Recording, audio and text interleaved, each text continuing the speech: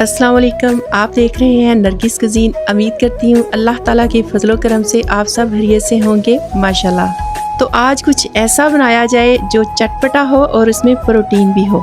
मैं आपके लिए एक आसान तरीका लेकर आई हूँ जिसमें आप अचार वाला टेस्ट अपनी हांडी में भी ला सकते हैं। आज हम बना रहे हैं अचारी चिकन। देखते हैं इसके लिए हमें क्या क्या चाहिए और ये कैसे बनता है। सबसे पहले हम अपनी अचारी मिर्चें तैयार कर लेते हैं। मीडियम साइज की 11 से 12 मिर्चें लेकर इनमें एक मीडियम साइज का कट लगा देना है। अब इनकी फिलिंग के लिए हम मसाला तैयार कर लेते हैं। घर का मसाला तैयार करने के लिए सबसे पहले हम शामिल करते हैं 1 टेबलस्पून मेथी seeds, 1 teaspoon yellow mustard seeds, tablespoon सौंफ। अब इन सबको पीस लेना है। अब इसमें शामिल करना है टेबलस्पून कलवंजी, tablespoon chilli flakes, teaspoon black pepper, teaspoon देगी मिर्च, teaspoon turmeric, tablespoon salt, teaspoon कसूरी मेथी। और अब इन सबको मिक्स कर लेना है। हमने ये मसाला मिर्चों को फिलिंग करने के लिए यूज करना है और हांडी के लिए भी। फिलिंग के लिए हमने एक बाउल में हाफ लेमन स्क्वीज कर लेना है। 2.5 टेबलस्पून हमने घर का बना हुआ अचारी मसाला इसमें शामिल कर लेना है और अच्छे से मिक्स कर लेना है। फिलिंग अब तैयार हो चुकी है।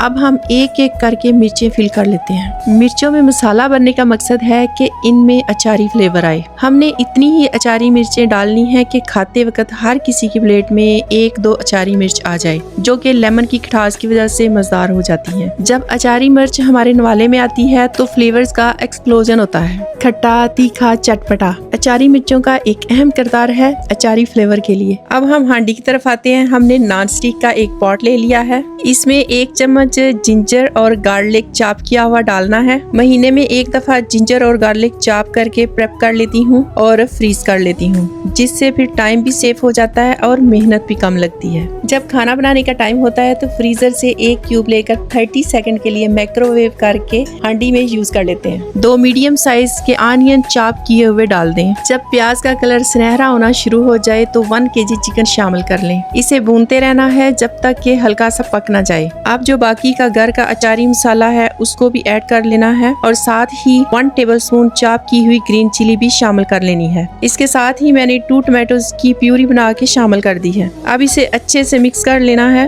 अब इसमें हाफ कप फेंटा हुआ योगर्ट डाल लेना है। योगर्ट डालने से ग्रेवी क्रीमी रिच बनती है और हमें एक स्मूथ रेस्टोरेंट स्टाइल टेक्सचर मिलता है।